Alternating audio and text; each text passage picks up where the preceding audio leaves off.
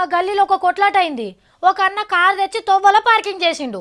ఇంతల్నే పక్కపుంటన్న Pulsar బండి మీద వచ్చి నువ్వు ఇక్కడ కారు అడ్డం పెడితే నేను అవతలకి ఎట్లా పోవాలి అని లోలు పెట్టిండు. ఆయన ఊరుకుంటాడా? ఏంది నీ రూబాబు, మా గల్లి మా ఇంటి ముంగడ జాగా, ఈడ పెట్టుకోకపోతే నన్ను ఎత్తి మీద పెట్టుకోవాలా? ఆయన మా ఇంటికాడ నీ పెత్తనమేందయ్యా అని గట్టిగా నడుచుకున్నాడు.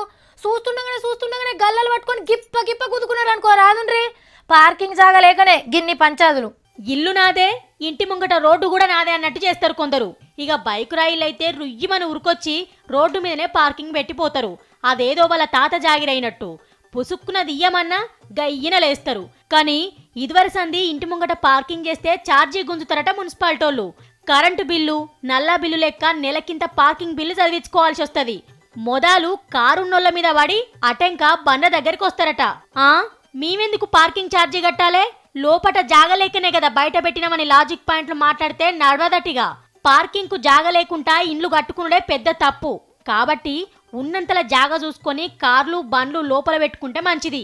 గల్లీలలో నడుస్తందుకు తొవ్వలేదని తొంగి చూసుడు ముద్దుగానే ఉన్నది గాని మరి మన రోడ్ల మీద సంగతేంది సార్లు? సగం రోడ్లను పార్కింగ్ జాగాలు చేసేసిండ్రు. ఏ దుగ్నం ముంగట చూసినా రోడ్ల మీదనే పార్కింగు. ట్రాఫిక్ వాళ్ళు ఉరుకొచ్చి చలాన్లు రాసిపోతారిగా. పార్కింగ్ జాగా లేకుంటే షాపులు షాపింగ్ మాల్లకు పర్మిషన్లు ఇయ్యకుండ్రి సార్లు మొదలు. గప్పుడు సడకులు చక్కగుంటాయి, ట్రాఫిక్ జాములు కావు.